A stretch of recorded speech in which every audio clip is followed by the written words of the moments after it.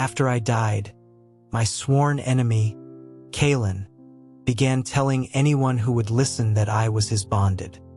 He even invented a morbid little tale about my supposed fondness for women's attire. Upon my resurrection, I could only stare in utter confusion at the sanctuary, where a statue of him stood beside one of me, sculpted in a flowing gown. A storyteller nearby, his face a mask of sorrow, recounted the epic, tragic love story we had supposedly shared. Just what fabrications had Kalen woven over the past 600 years to convince the world we were deeply in love? When I finally saw him again, he didn't even lift his gaze. He told the apparition he believed me to be that if I was truly his inner demon, I should have the decency to wear the dress he preferred. I had always disliked Kalen. He was better than me in every conceivable way. With his chiseled features, strong brow, and eyes like chips of obsidian, he exuded a quiet, steadfast confidence that people found endlessly reliable. I, on the other hand, possessed a more delicate beauty, a trait amplified by the single crimson mark like a teardrop beneath my right eye.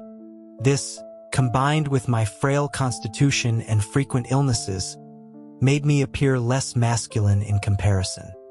And the ultimate difference: he was a majestic phoenix, destined for greatness, while I was a simple river spirit of no particular note. In his first year of honing his power, he effortlessly surpassed the decade of training I had under my belt. From that point on, my life as the senior brother became a miserable existence of being constantly overshadowed. Though I resented him, Kalen never did anything to truly harm me, so we maintained a veneer of civility. Yet he would consistently ignore the fawning advances of our female brethren, choosing instead to trail after me. Finally, my patience snapped. Forcing a smile, I pulled my arm from his grasp, explaining that while my power was no match for his, I was perfectly capable of defending myself. He didn't need to follow me everywhere. He blinked, a flicker of genuine hurt in his eyes, and asked if he had done something to make me hate him. His feigned innocence made me feel like the petty, unreasonable one. Whenever we left the sanctuary to quell disturbances, he would perform the most heroic deeds but always insist on giving me the lion's share of the CR. To outsiders, it made me look like an incompetent leech who exploited his junior brother. In a desperate attempt to rid myself of him, I devised a plan. I acquired a woman's gown and prepared a scrying crystal, intending to capture some compromising footage to start rumors about his character. With a silk veil obscuring the lower half of my face, I swayed towards him where he lay, drugged. The pale, lavender silk of the gown I had chosen swirled around my legs. I reached out and parted the gossamer white curtains of his bed. Kalen's cheeks were flushed, his expression pained as he tore at his own clothes. That wasn't right. I had only given him a mild sedative. Fearing he'd been poisoned, I reached for his wrist to check his pulse, only to be seized and pulled down onto the bed. His eyes were hazy as he pressed desperate kisses to my face, his teeth grazing the thin silk over my chest. He murmured that he had been waiting for me for so long. The heat of his breath made my skin burn.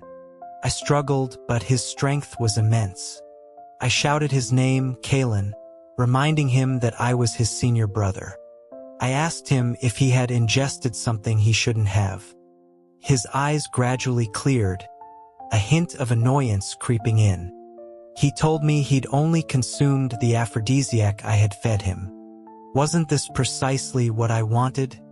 I vehemently corrected him, stating it was a sleeping draft and nothing more. Kalen froze. A look of dawning horror crossed his face as he asked if this meant I didn't want to. He scrambled off the bed, all traces of his drugged stupor gone. I clutched the blanket to cover my torn gown, ready to flee. But he stopped me, his voice low as he asked why I was dressed this way.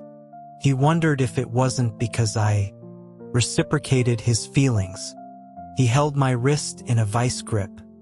I told him plainly that my only feelings for him were those of a brother. I couldn't break free, despite knowing the sedative should have weakened his power. Kalen's head was bowed, his dark hair falling across his face, his entire body trembling. His eyes reddened, a sheen of moisture gathering before they hardened into lifeless pools. It was his own presumption, he whispered, asking if we could pretend the night's events had never happened. I nodded vigorously, relieved. We were still brethren. He finally released me, standing like a stone statue as he watched me depart. After the gown incident, the sight of Kalen made me deeply uncomfortable. I began to avoid him. He took the hint and stopped accompanying me on missions. But sometimes I would catch his gaze, and the profound sadness in his eyes would stir an unfamiliar guilt within me. When the Shadowborn attacked, the small squadron I led was caught in an ambush. We were certain of our deaths. Then, Kalen descended like a vengeful god, unleashing a power far beyond his known limits. He saved us, but the effort triggered his phoenix rebirth prematurely. He took his true form and, for 7 days, plucked every one of his own feathers, gathering them into a pile. Then, bleeding and raw, he walked into the pyre of his own making. Our elder consulted the oracle bones, sighing heavily, declaring that Kalen's chances were slim. I stood at the edge of the cliff, watching the ball of fire burn below, memories of our time together flashing through my mind. Suddenly, a voice, Kalen's voice, echoed in my ear. He was fading. He had one question for me. I rushed to the very precipice, afraid I might miss his last words. The stones beneath my feet gave way. Before the horrified eyes of my brethren, I fell into the flames of Kalen's rebirth. As a river spirit, I was intrinsically vulnerable to fire. I felt my life force being consumed, but I stopped Kalen when he tried to channel his own energy to save me. He was barely holding on himself. Trying to save me would only result in 2 corpses. He was a phoenix uniquely gifted. If he survived, he could save countless others. I transferred all of my own meager power into him. Live, I mouthed, giving him what I hoped was a carefree wink before I embraced oblivion. My death was noble enough, a selfless sacrifice to save a comrade. So, when I reawakened 600 years later, I wasn't entirely surprised. Good deeds, after all, are sometimes rewarded.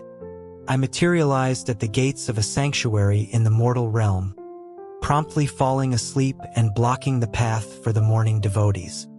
I awoke and reached out a hand, savoring the gentle warmth of the sunlight, before being jostled inside by the crowd.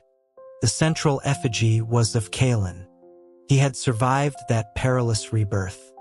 He had gone on to lead our forces, defeating the Shadowborn time and again, his name becoming legend.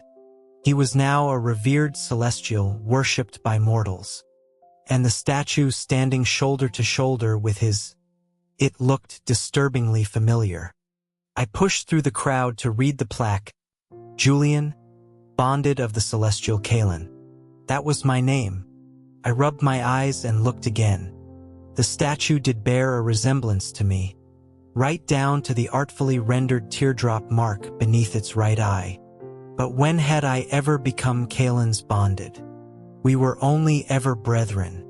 Dazed, I stumbled out of the sanctuary and ran into a storyteller dramatically recounting the poignant love between celestial Kalen and his consort. He told the crowd they all knew of Julian's beautiful sacrifice to help Kalen achieve his rebirth. But did they know how their love began? I frowned. While I had given him my power, it had nothing to do with love. It was a purely logical choice under dire circumstances. The storyteller slammed his wooden block down for emphasis. He spoke of how Julian, on his first mission, rescued a dying Kalen from a vicious beast. He claimed the Celestial had yet to begin his training and was just a helpless orphan, and that I had knelt before our elder for a month, begging him to take the poor boy in. This was utter nonsense. Kalen, with his phoenix bloodline, had been a tiny terror who ruled the creatures of the mountain, living lavishly off their tributes. The elder had seen his potential and spent a month bribing him with all manner of enchanted trinkets to get him to join the sanctuary. The storyteller continued, spinning a tale of how only I, his senior brother Julian, brought joy to Kalen's tedious training. I supposedly brought him enchanted paper birds that could dance on the wind and sweet caramel apples from the village. I touched my nose guiltily. The elder had always favored Kalen, giving him the best new toys. I had snatched the paper bird from him to play with it and only returned it after I accidentally broke its wing. And Kalen never liked sweets. I was the one who begged him to pretend he liked them so the elder would bring them, and then he would secretly give them to me. The storyteller's voice dropped to a conspiratorial whisper. He spoke of how the ethereal senior brother Julian had a secret predilection. The crowd leaned in. He loved, the storyteller hissed, to dress in women's clothes when he was alone. That was why, he explained, most of his statues depicted him in a gown. Celestial Kalen respected his beloved's quirk and wished for the world to accept him as he was. I clutched my chest, feeling a surge of faintness. Who in the seven hells started this rumor? In that one and only time I wore a dress, I swore the only emotion I felt beyond initial novelty was profound humiliation. I couldn't listen to another word.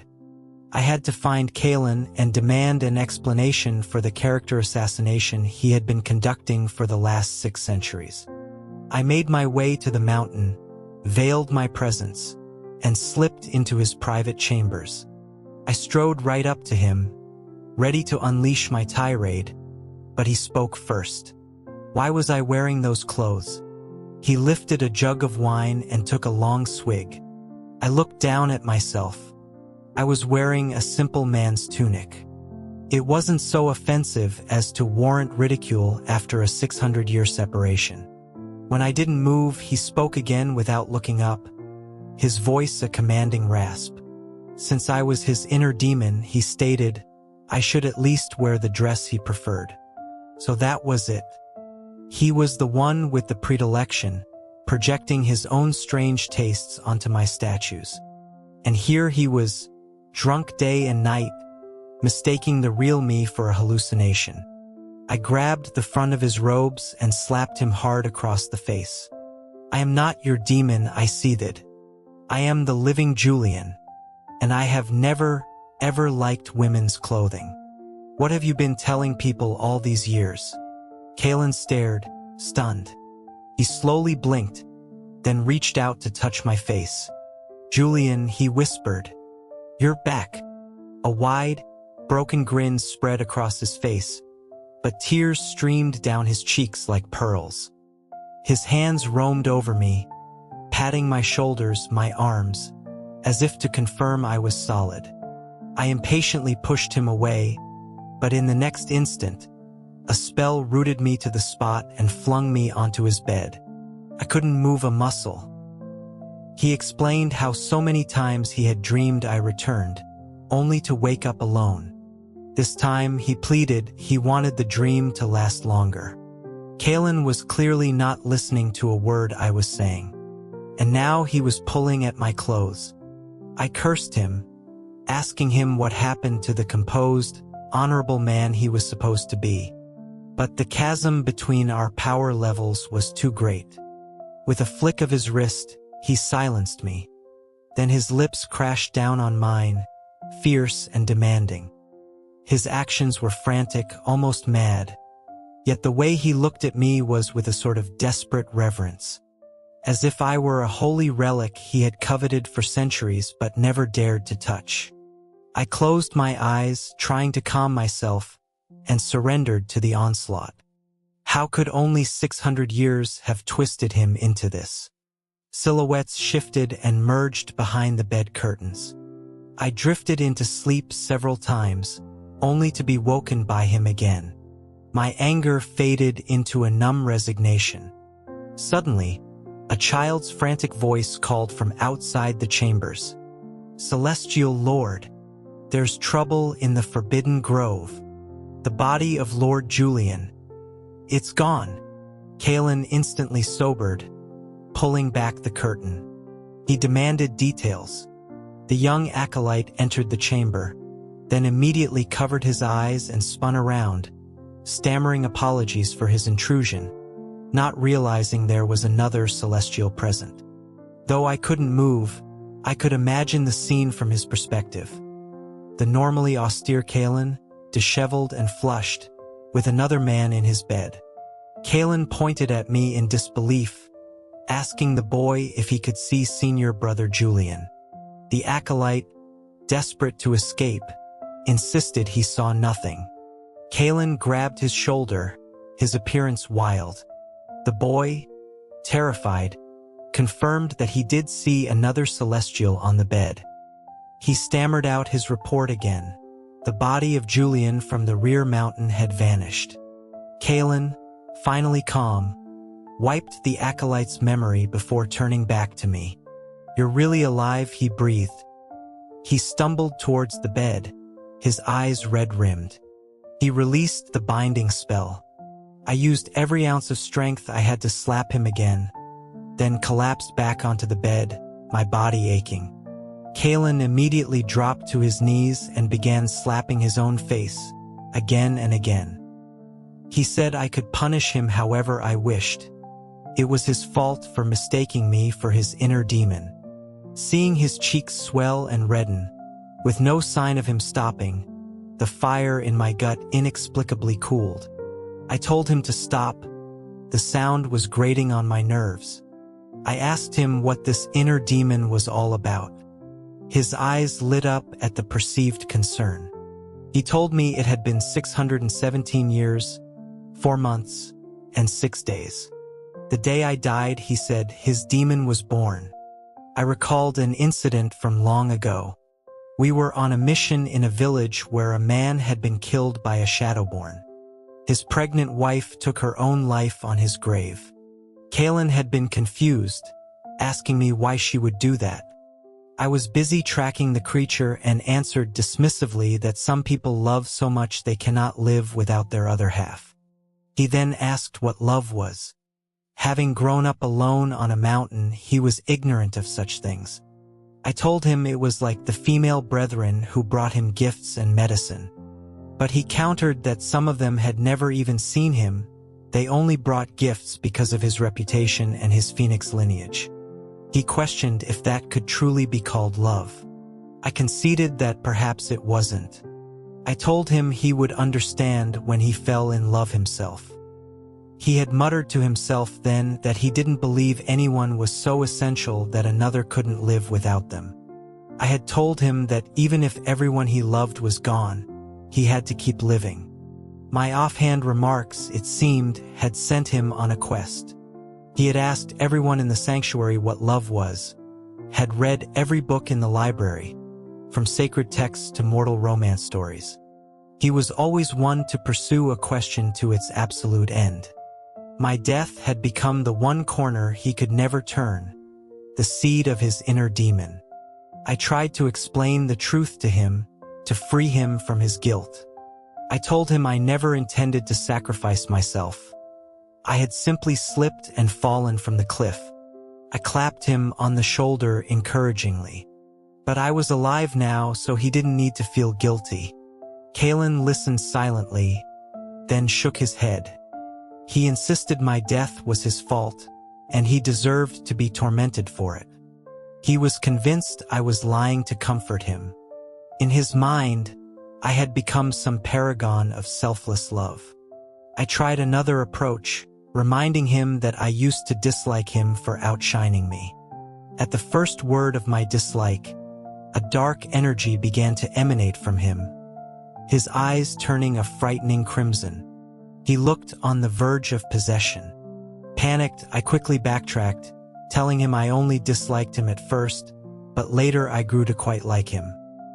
His aura stabilized, though a menacing air still clung to him. My God, he was so fragile. I didn't dare ask what had happened during my absence for fear of triggering him again.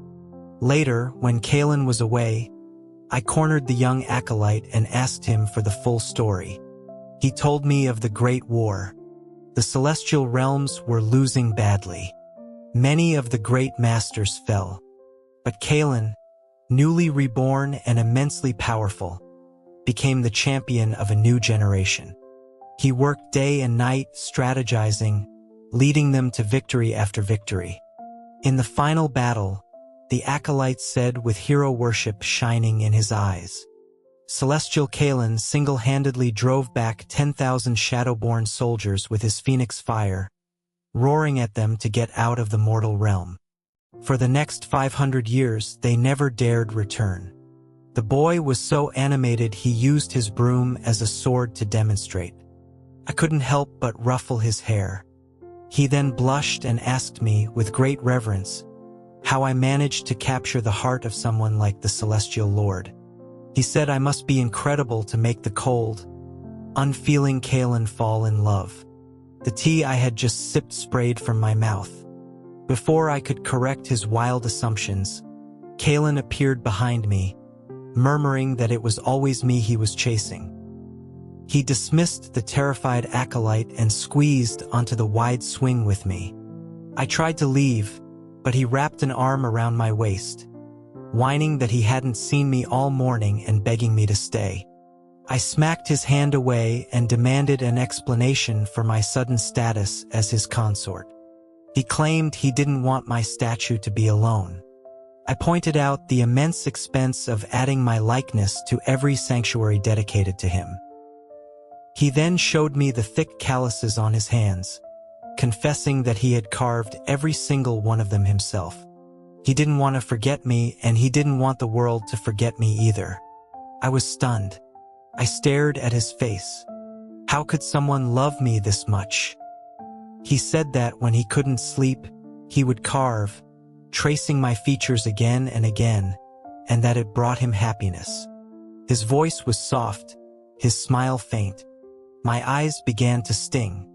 How could he speak of those lonely, grief-stricken nights with such tranquility? I took a deep breath to steady my racing heart and changed the subject, asking if the gowns on the statues were also his idea. He blinked innocently and asked if I didn't like them. Of course I didn't, I snapped, stomping on his foot. The realization of my anger seemed to finally dawn on him, and he flushed, stammering apologies. I clutched my chest, my heart hammering, and fled. Was it possible that I was falling for Kalen? Kalen was often busy with sanctuary affairs, which I found mind-numbingly dull. I preferred to spend my days lounging under a peach tree with a novel. One afternoon, I saw the acolyte struggling up the path with a large basket of fresh ingredients for the kitchen. I called out to him. He explained that the Celestial Lord had been so embarrassed about burning down the kitchen last time, he tried to cook that he wanted to try again immediately now that it was rebuilt. But Kalen couldn't cook. During the days I was too sore to leave my bed, he had volunteered to make me porridge. He had managed to burn simple rice, creating a concoction that was both bitter and cloyingly sweet. I had forced it down out of politeness, which only boosted his confidence and led to the kitchen's fiery demise. Not wanting to see good food wasted, I told the acolyte to inform Kalen I would cook dinner that night. The acolyte delivered the message and then sat with me, helping me prepare the vegetables. He marveled at my cooking skills, inhaling the aroma of the simmering chicken soup. I explained that as the elder's first disciple, I'd had to learn to cook for all the younger brethren. I told him he could stay for dinner, adding that Kalen probably wouldn't make it back. A dark-robed figure appeared from nowhere, seizing the acolyte by the neck. I recognized the aura of the Shadowborn. The man, who introduced himself as Yenris, the third prince of the Shadow Realm, said he was inviting me to be a guest in his realm for a few days. Before I could react, an enchanted chain wrapped around me, neutralizing my power. He told the terrified acolyte, who was now free, to deliver a message to Kalen. If he wanted his senior brother back, he was to bring the ghost petal from the peak of the glacial spire in 3 days. Then he threw a black cloak over me, and we were gone. The ghost petal was a thing of legend, a mythical herb said to bloom once every 10,000 years, with the power to raise the dead. I told Yenris it didn't exist. He just smirked. Of course it existed, he said. Otherwise, how did I think I came back to life? He explained that they had long wanted to eliminate Kalen but couldn't defeat him in open combat. So they decided to find his weakness. When they found none, they created one. I pointed to myself in disbelief. Yenris sneered, explaining that the whole world knew I was Kalen's greatest love, that he personally carved every statue of me. He said Kalen would walk into any trap for me, even knowing it was a trap. Hearing my deepest fears confirmed by an enemy was unsettling. Kalen's love for me was so open, so raw, and I had been subconsciously ignoring its magnitude. Was I worthy of such a profound, enduring devotion?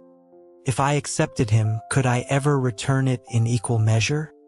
3 days later, Yenris took me to the designated exchange point, a place called Skybridge Spire, a notorious crossroads between realms.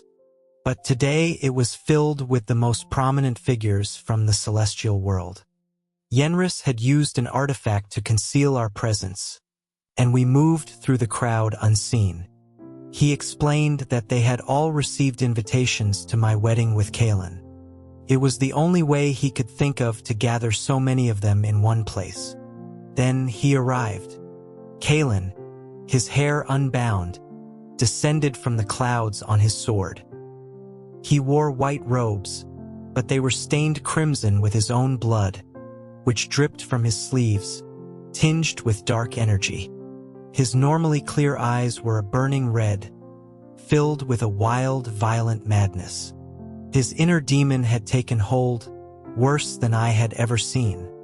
Yenris teleported us into the sky, trapping the 3 of us in a shimmering barrier. He taunted Kalen, telling him he was pathetic for having to cut himself so deeply just to stay sane. He was holding not the ghost petal, but the Emperor's root, a dark herb that induced insanity.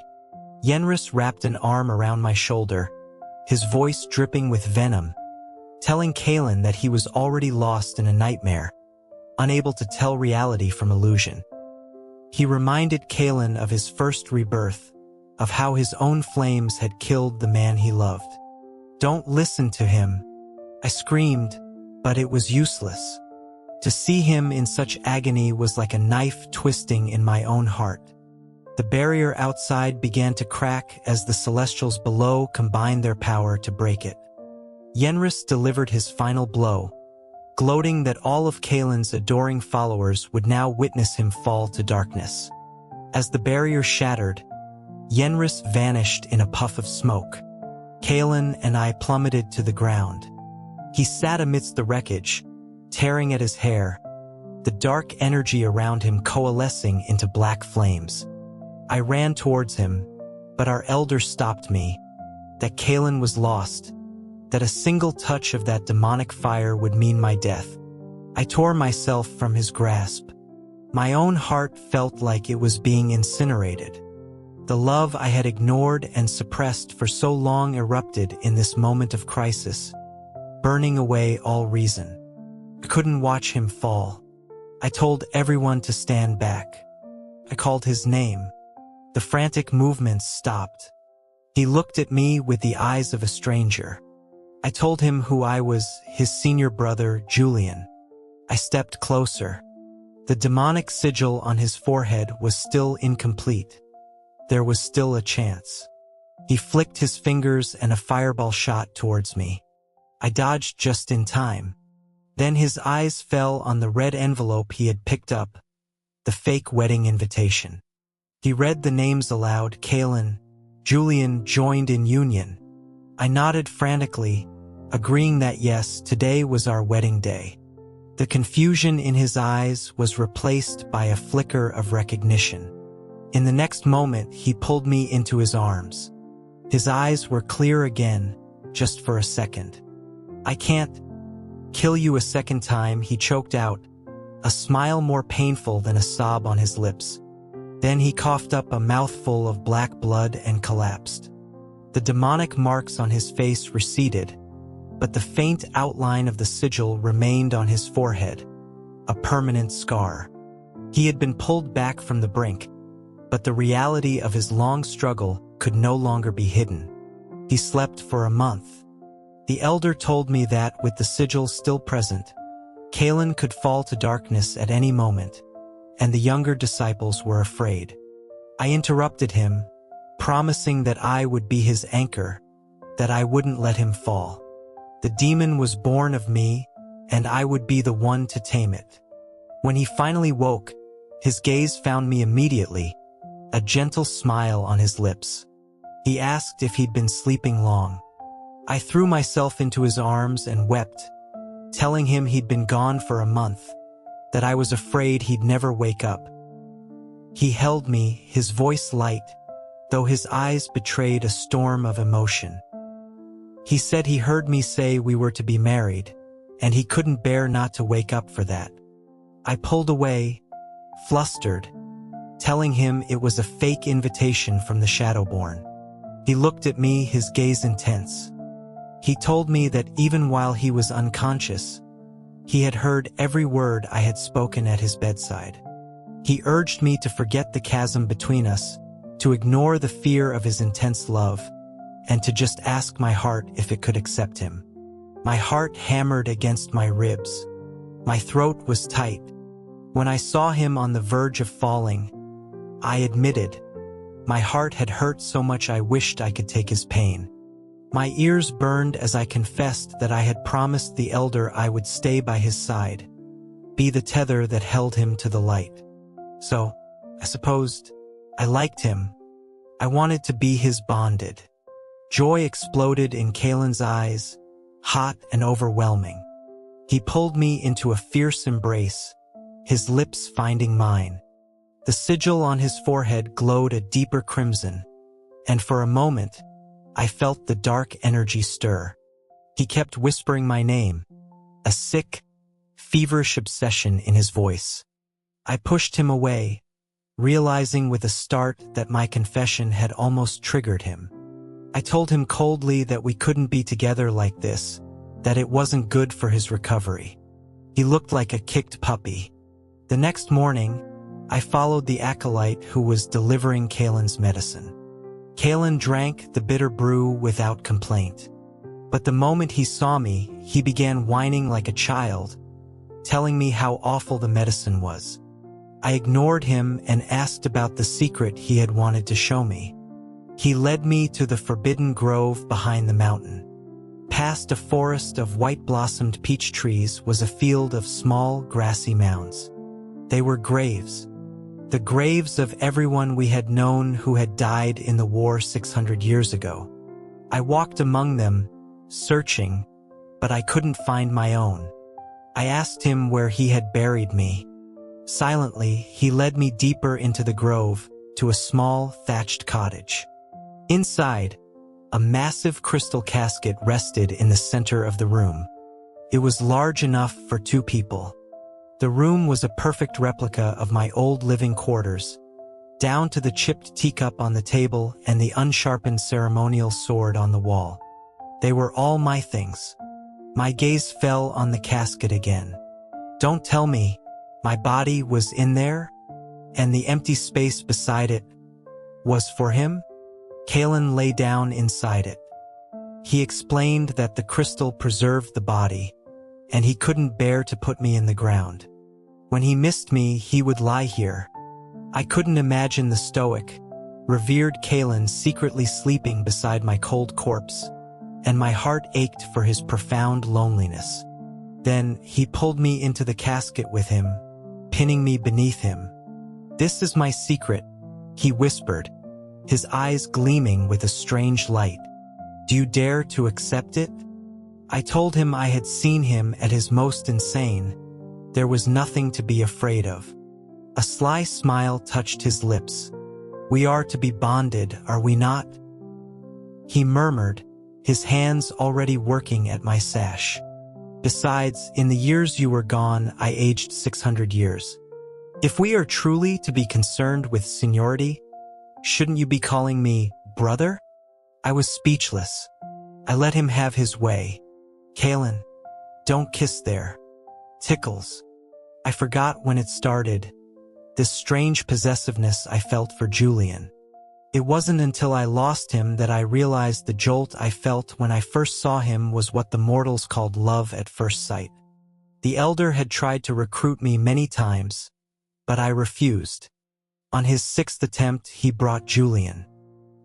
He wiped sweat from his brow, his eyes shining as he smiled at me, the little red mark beneath his eye lighting up my gray world. He asked me to come to the mountain and be his brother, to train and study with him. I agreed immediately. I saw him buy a woman's gown once, saw how he fussed over the cut. I made a note of it. I found one of the sisters' romance novels. I learned that putting a substance in someone's tea was a way of showing you desired them. When he handed me the drugged tea, I was ecstatic. When he appeared in the gown, I was in heaven. And then I realized it wasn't the right drug. He started avoiding me. I didn't know what I had done wrong. When he fell into the enemy's trap, I rushed to save him.